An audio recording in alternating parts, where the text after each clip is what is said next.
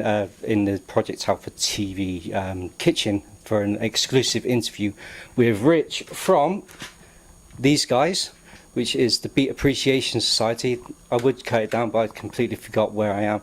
Well, welcome back to the UK. I believe it's been 2.5 years since you've been home. That's right, yes. Yeah, thank you. It's good to be home as well. Well, let's talk about your music. Obviously, I had your first album, Yep. which was... some of the tracks actually reminded me of, it's very sort of, there is a major rock influence in there. Yeah, totally, yeah. But some of the tracks I almost visualised, you know, like in the old biker scenes where there's a bar and the band's behind the wire mesh. Sure. And then you get an almighty brawl, sort of like kicking out and bottles are going all over the place. Yeah. So it really had that sort of feeling to it. Okay, well, we've thankfully we've not experienced bottles thrown at us and the like, but the first album was obviously a first, but that was just a bedroom recording. Whereas this album, this is a proper studio, and just the first one was an experiment, basically. Yeah. So. Excellent. Well, just for everyone's sake, I'd just say welcome back to the UK, because you're actually here from China. That's right. Yep. So, what is the music industry actually like in China itself for you guys? They are band obsessed actually in China. So most of the sort of pubs and clubs over there, as in the chains, they all have Filipino bands, and they're all wonderful musicians, really sort of high caliber.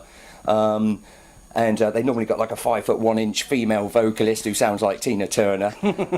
But they just play sort of all the charty stuff, a lot of old rock classics. But the scene that I play on is more of an underground scene, and it's really vibrant. So there's a lot of Chinese bands, a lot of Chinese rock bands, and obviously bands like myself. We've got sort of obviously a rock influence as well as other genres.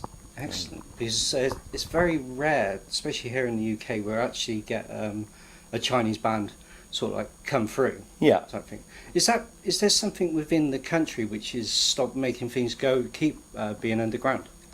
What do you mean? Sort of. Well, we have a lot of underground scenes here. Yeah. We class the underground scene as the unsigned or the new blood. Yeah. Trying to put their footprint within the genre itself. Sure. Eventually, they are discovered. Yeah. And sometimes signed, that sort of thing. But here in the UK, like I said, it's very rare we get a Chinese band actually manage to break through. Yeah, sure. So is there still something on... Does the government in China still have hold over the music industry? Definitely. Most of the big name acts are very sort of commercial, very poppy. The only subject they ever really sing about is love. Yeah. So it's not the most sort of stimulating music. But as I said, there are underground venues and there are a lot of sort of political bands, and they normally sort of get found out sooner or later, and they're pulled up, and even sort of told that they can't perform anymore. So it is very sort of controlled, But being a Westerner, that's a totally different thing. So we got a lot of freedom over there, and so that's good for us. So you experience more freedom than what most definitely most Chinese yes, people yeah, definitely, experience. That goes back to a number of other countries as well, where the Westerners always seem to have a lot more freedom. Sure. And then the rest of the bands seem to struggle. Yeah. And if they get pulled up by the government, they're in real serious trouble. Sure. Actually, just a change. I've got a friend over there who runs kung fu comedy nights, and he was approached by the sort of local officials and told that he couldn't perform anymore because he was getting a bit political and a bit close to the mark. So the comedy's not so good, but with my songs they're quite fast, and hopefully they don't understand what I'm singing about. Let's talk about your band. How long have you guys actually been in formation? Okay, well, cutting a long story short, I suppose we've been together for about 3 years, but I've always had problems with drummers, so I've got through more drummers than Spinal Tap. That's a normal case. Definitely. Drummers and bassists. Yeah, well, I've been lucky with the bass player's Japanese, and he's been with me for 3 years. But the current band as it is, we've been together for 12 months now. It's nice and stable, so that's allowed us to really sort of make a nice album just because we've been playing together for 12 months, regularly, sort of 2-3 times a week as well. So excellent. Yeah, great. So the band's really the band is taking off. Yes. Well, I don't know about big time. I mean, I hope it will lead to something, but it's sort of hard promoting yourself. I mean, I obviously up on SoundCloud, got my own website, etc. I think, in all honesty, I'd probably get a better chance of making it a go of it if I was based in the UK or Europe. You know, so I think it just in China, just obviously just so away, you know, far away from Europe, etc. And it's really the European market, I think, would appreciate us more than you know, the Chinese market. Yeah.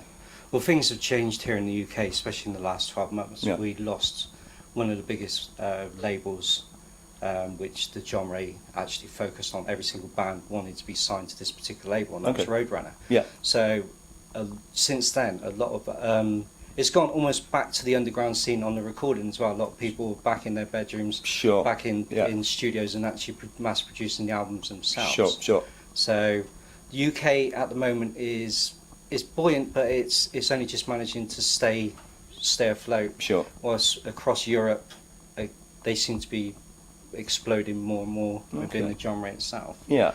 So talking about the genre, what would you class yourselves as? That's a good question. To be quite honest with you, this album is quite eclectic. The album's called Under the Influence, and my mum thought it was to do with that, but it's not. Lots of alcohol, but it's not. But basically, there's 11 tracks on there. It ranges from rock to funk to soul, and even folk. So it's quite eclectic. And there's even a country and western tinged tune on there as well. So yeah, it's an eclectic mix, you know. Excellent. So, as a musician, Yep. When did you actually sort of like start out yourself? I've had a guitar since I was 13 years of age, but it was more of an ornament than me actually picking up and playing it. But I moved to China 5 years ago, and I went to a local bar, and it's called the Bookworm. And basically, it's a library that sells alcohol, which is just heaven for me. And but every Wednesday they have an open mic night, and I went down there when I first arrived in China, and I was absolutely blown away by the musicians, just high caliber musicians, and it just really inspired me, really. And so I took myself away for 3 months, got a set down, a set of cover versions, and just started to build my confidence by playing at the open mics. And then I was approached by various, like the bass player, etc. Do you want to put a band together?